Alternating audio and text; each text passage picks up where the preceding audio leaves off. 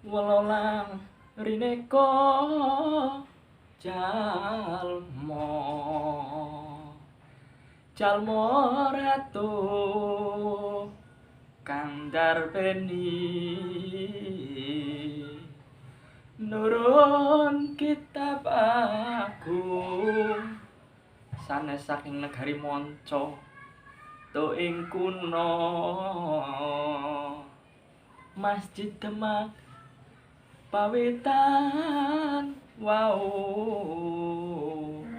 Wali Songo kang anggit wayang manungsa kinambar wiring kinarya tepa palupi.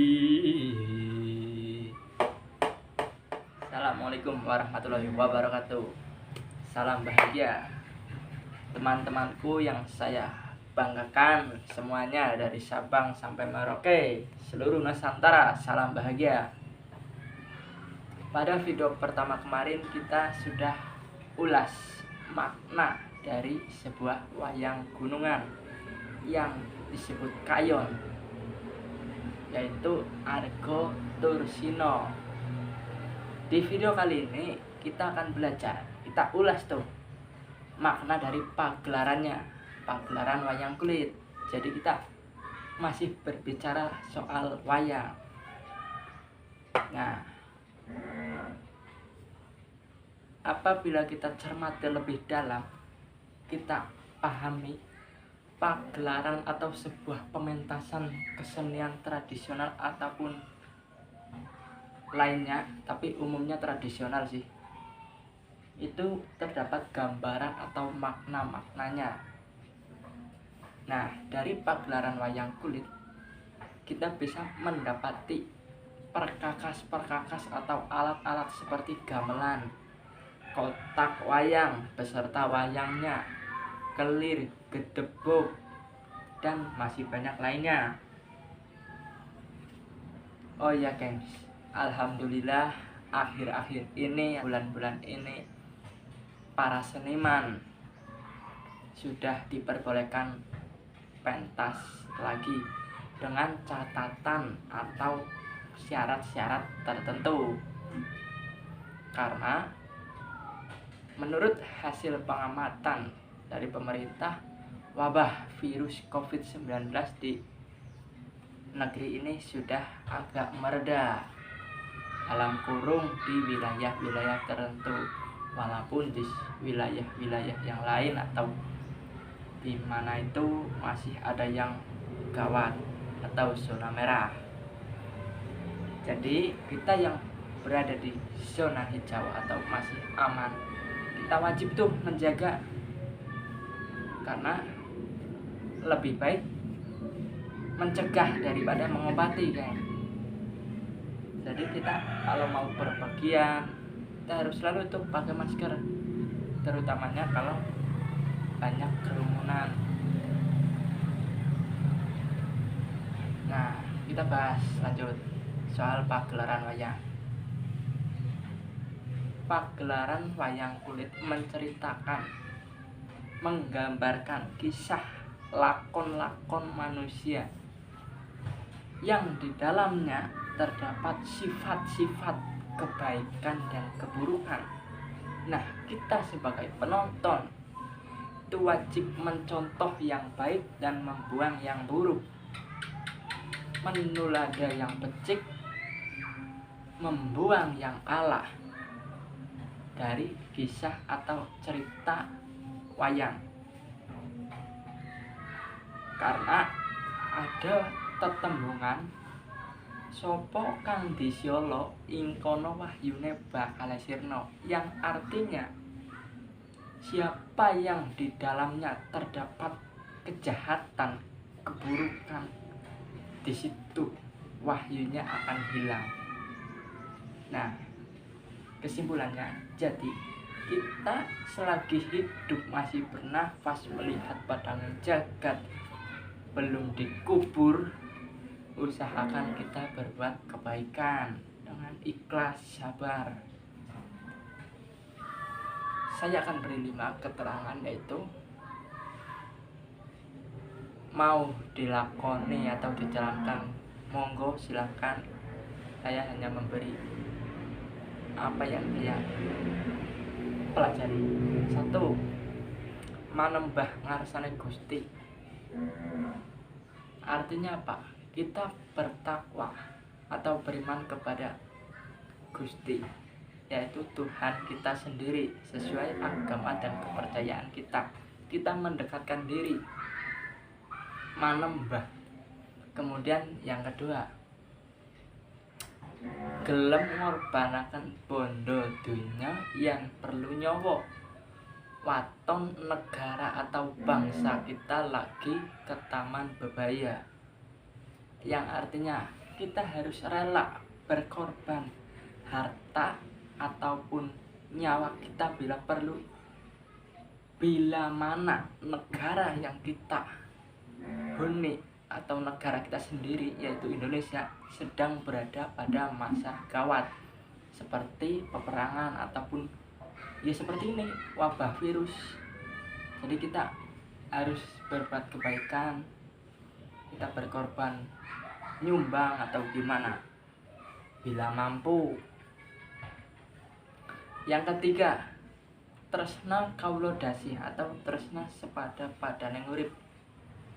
Artinya kita sebagai makhluk hidup, sama-sama makhluk hidup harus saling mencintai atau menghargai. Jangan sepenaknya sendiri atau jangan seenaknya sendiri. Kita sama-sama manusia, sama-sama diciptakan, sama-sama memakan wenggami, yaitu padi, beras. Sama-sama berdosa, jadi janganlah kita itu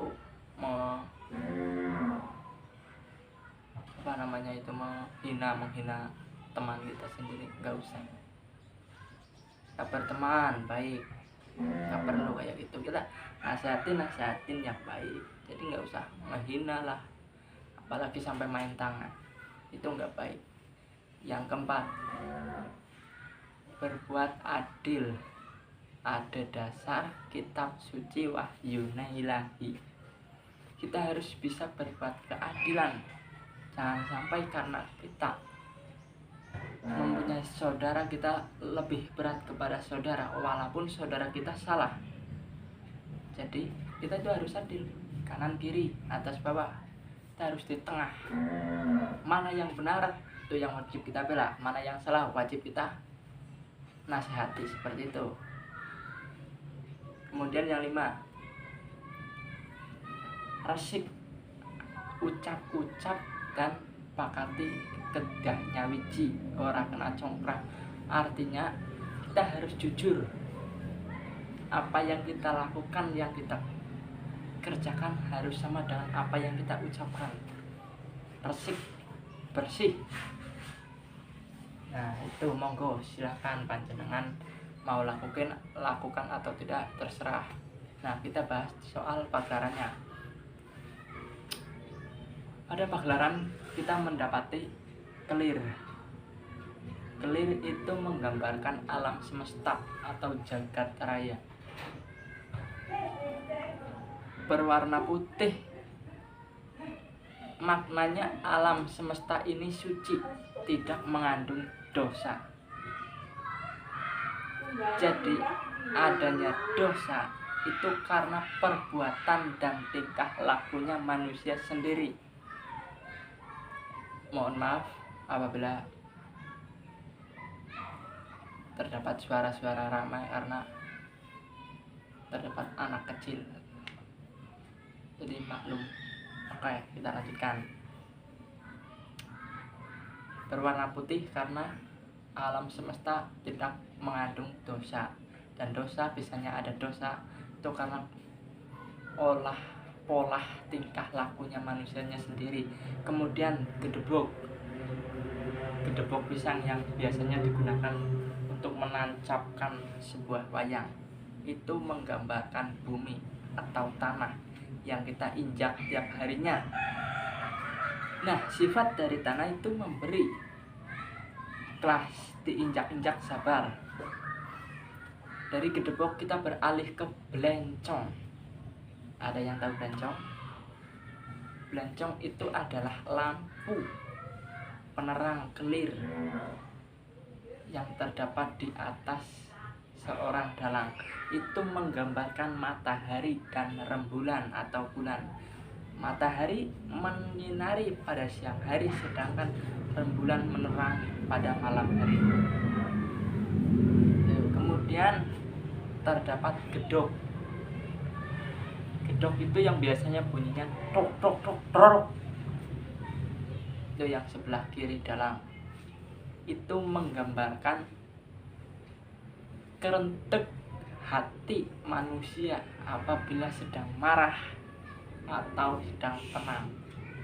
Apabila marah, dodokannya atau deg-degannya itu kencang, muntap. Oh, ganggu tekan di mau. Marah ya, deg-degannya kencang. Terus gamelan ditabuh menghasilkan suara yang disebut gending.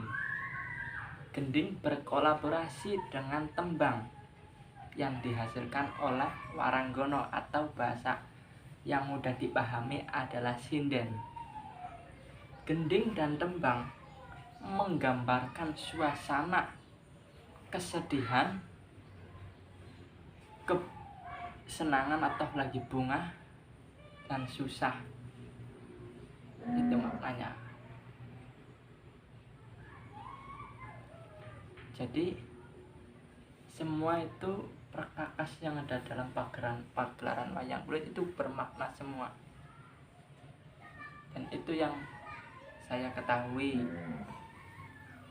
Oke, cukup sekian. Apabila ada kata-kata yang keliru, salah, ataupun menyinggung panjenengan, saya mohon maaf, karena kita itu sama-sama belajar. Teruntuk yang lebih tua dari saya bukan bermaksud menggurui, saya hanya men-sharing pengetahuan apa yang saya pelajari. Jadi hanya sekian video kali ini, semoga menjadi wawasan berkah, dan bagi yang belum tahu menjadi tahu, dan menjadi sedikit wawasan tentang kebudayaan.